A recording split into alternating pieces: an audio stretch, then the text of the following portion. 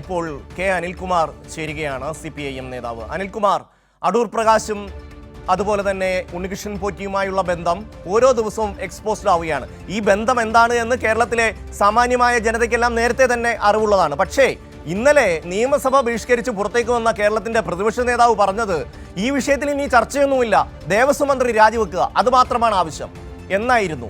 അടൂർ പ്രകാശിനെ അദ്ദേഹം മറന്നുപോയി. അനിൽകുമാർ, യഥാർത്ഥത്തില് ശബരിമലയെ മുൻനിർത്തിക്കൊണ്ട് ഇടതുപക്ഷത്തെ ആക്രമിക്കാൻ നടന്ന ഹീനമായ ശ്രമമാണ് ഇപ്പോൾ പുറത്തു വന്നിരിക്കുന്നത്. ഈ സ്വർണ്ണ തട്ടിപ്പിൽ, കൊള്ളയിൽ നേതൃത്വം കൊടുത്തത് ശബരിമല തന്ത്രിയാണ്. തന്ത്രി തന്നെ സമ്മതിച്ചിരിക്കുകയാണ്. തന്ത്രി സമ്മതിച്ച പശ്ചാത്തലത്തിൽ തന്ത്രി ഒഴിവാക്കിക്കൊണ്ട് ED നടത്തിക്കൊണ്ടിരിക്കുന്ന ഇപ്പോഴത്തെ അന്വേഷണം ശബരിമല ക്ഷേത്രത്തെ തകർക്കാൻ BJP നടത്തിക്കൊണ്ടിരിക്കുന്ന രാഷ്ട്രീയ നീക്കത്തിന്റെ തുടർച്ചയാണ് എന്നാണ് നാം മനസ്സിലാക്കിയെടുക്കേണ്ടത്. അതേപോലെ തന്നെയാണ് ശബരിമല എന്ന് പറയുന്നത് വിശ്വാസപരമായി കാണേണ്ട ഒരു ഇടമല്ല, രാഷ്ട്രീയ ലക്ഷ്യങ്ങളുടെ അതൊരു സുവർണാവസരം തേടേണ്ട ഇടമാണ് എന്ന കോൺഗ്രസിന്റെയും രാഷ്ട്രീയം.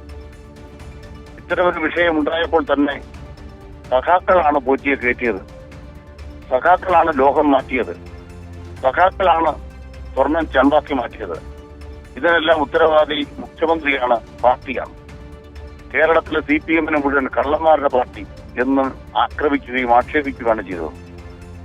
ഇതിലെ വസ്തുതകളിലേക്ക് പോകാതെ കേരളത്തിലെ മാധ്യമങ്ങൾ ഇപ്പോഴും കടകംപള്ളി സുരേന്ദ്രൻ, അതുപോലെ തന്നെ CPM-ന്റെ ഇപ്പോഴത്തെ ദേവസ്വം മന്ത്രി, ഇപ്പോഴത്തെ ദേവസ്വം ബോർഡ് പ്രസിഡന്റ്, തൊട്ടു മുമ്പുണ്ടായിരുന്ന കാലയളവിന്റെ പ്രസിഡന്റ്, ഇവരെ ലക്ഷ്യം വെക്കുകയാണ്. അത് രാഷ്ട്രീയ ലക്ഷ്യമാണ്. നമ്മുടെ മുമ്പിൽ തെളിഞ്ഞു കണ്ട സംഗതി എന്താണ്? തന്ത്രി എന്ന് പറയുന്ന സ്ഥാനം ചെറുതല്ല. ശബരിമലയിൽ ആത്മീയ കേന്ദ്രമാണ്. അതിന്റെ പിന്നിൽ ഒരു വിശ്വാസപരമായ ഒരു മേധാവിത്വം കൂടിയിട്ട് സ്വാഭാവികമായും അവിടെ 2 കൊല്ലത്തേക്ക് ചുമതലയെടുക്കുന്ന ദേവസ്വം ബോർഡിനും തന്ത്രിസ്ഥാനത്തെ പരിഗണിക്കാതെ കൈകാര്യം ചെയ്യാനാവില്ല പല കാര്യങ്ങളും. ഇതാണ് അവിടെ ദുരുപയോഗിക്കപ്പെട്ടത് എന്നുള്ളതാണ് ഇപ്പോൾ യാഥാർത്ഥ്യം.